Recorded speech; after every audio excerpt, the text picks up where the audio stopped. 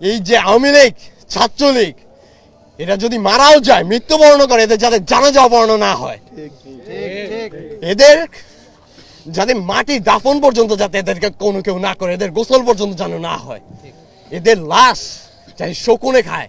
আমার বাবা কি দোষ করছিল না তোমাদেরকে কোনো সময় কোনো কিছু বলছে নাকি কারোর কোনো ক্ষতি করছিল?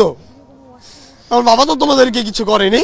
আমার বাবা 18 জুলাই এশার নামাজের পরে যখন মসজিদ থেকে বের হন, এলাকার সবাই আমার বাবাকে দেখেছিলেন।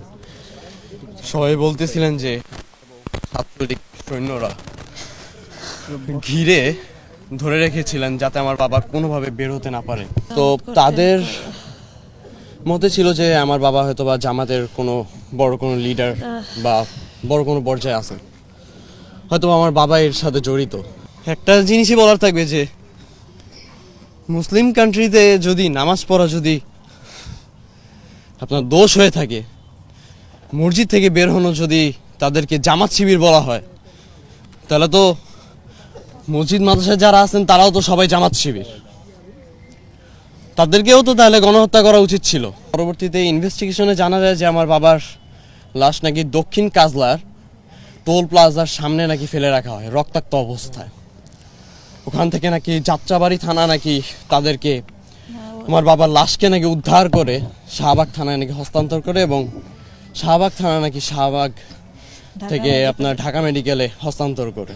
আমি আমার বাবার লাশের জন্য আমি ঢাকা মেডিকেলে যাই।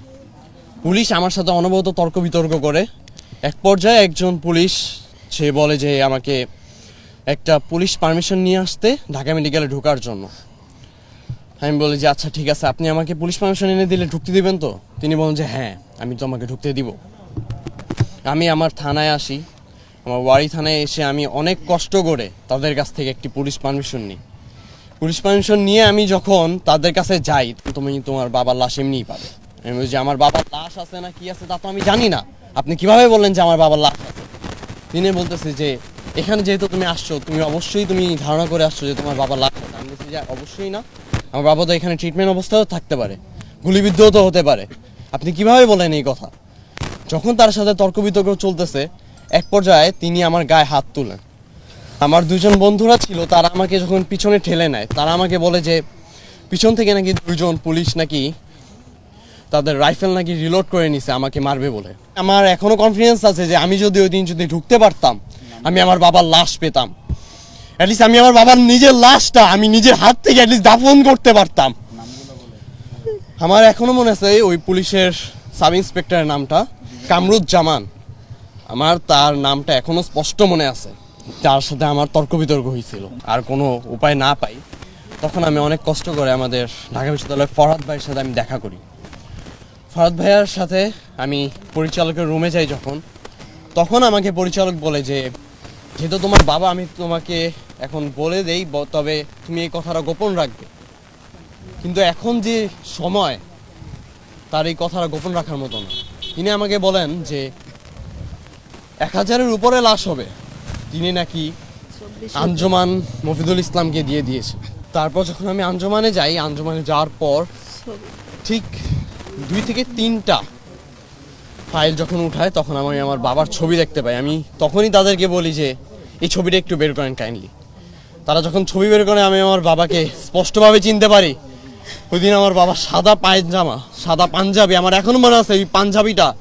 আমার বাবা আমার পাঞ্জাবি ধরে বলছিল যে তোমার পাঞ্জাবিটা তো অনেক সুন্দর, আমার কাছে ভালো লাগছে, আমি তোমার এই পাঞ্জাবিটা পরবো। আমি বলছি যে আচ্ছা আব্বু পরো, সমস্যা কি?